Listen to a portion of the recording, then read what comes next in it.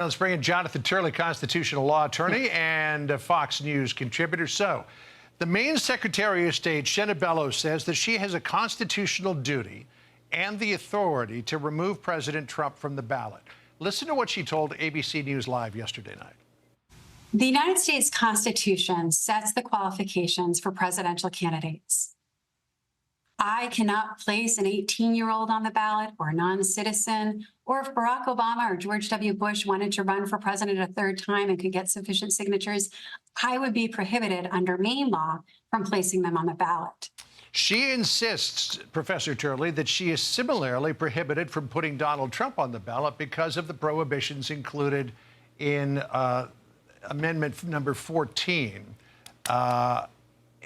because of him committing insurrection, that he cannot qualify for being president. What do you say? She's wrong. I mean, there's a big difference between saying that you have to be a particular age, which is confirmable, certifiable based on a birth certificate, and the type of wild interpretation that she has given, Section 3 of the 14th Amendment. This is an interpretation that has been widely rejected. Right now, Colorado and Maine are the outliers, but keep in mind, the courts in Maine haven't reviewed this yet. It's just her decision. And she said soon after January 6th that it was an insurrection, essentially led by Donald Trump. And so they knew that they had her at hello. That's one of the reasons they pushed hard in Maine. But now we will get judicial review in Maine, while the Supreme Court will get the Colorado case. And we'll have to see how the court wants to handle this. You know, this is not just a court of discretion. It is also a court at times of avoidance. They tend not to make major decisions unless they have to. Colorado had a rather clever way of doing its opinion. They made the default that if the matter was still pending with the court after the 4th, that Trump's name would just remain on the ballot. So if the court runs out the clock, it doesn't have to do anything in Colorado, and Colorado avoids a review that I think they'd like to avoid. So Senator Ted Cruz weighed in on this, saying that he thinks that the Supreme Court is going to take this up, and he predicted what the decision will be. Listen here. My prediction is the U.S. Supreme Court will take the Colorado case. They will reverse it. And, Sean, I think there's a real chance the Supreme Court will reverse it unanimously. What do you think, Professor? Is it going to be a 9-0?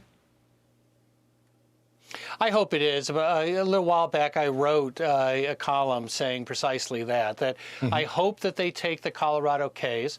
I hope that they resolve this case not just with finality, but unanimity. I mean, this is an interpretation that is destructive to our system of government. It's historically and legally wrong. But it's also important for this moment for the court to speak as one voice. This is the moment the court was designed for. This was the moment that all of those protections we give the court prepared it as an institution to say no, that this goes too far and it violates the things that define us.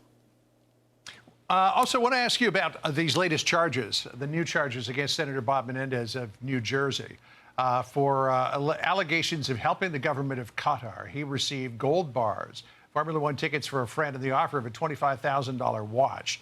His attorney, Adam Fee, says these new charges, quote, stink of desperation. What do you say? I don't think I would view it that same way. As a criminal defense attorney, this really sounds like saturation. The problem is that when the jury looks at each of these counts with valuable gifts coming from various foreign sources, they're going to see a trend, and they're not going to be very sympathetic for an office holder and saying, well, I just have really generous associates. So part of the problem for the defense here is the pattern. Now, I think that what the senator hopes for, once again, is a hung jury. I can't imagine that he thinks he can get an acquittal on this. But he has shown in the past that with a hung jury, you can do a lot, including stay in the Senate. All right. Well, there's so much to follow this year. I don't know where to start. Jonathan Turley, always good to have you with us. Thank you so much. I'm Steve Doocy. I'm Brian Kilmeade. And I'm Ainsley Earhart. And click here to subscribe to the Fox News YouTube page to catch our hottest interviews and most compelling analysis.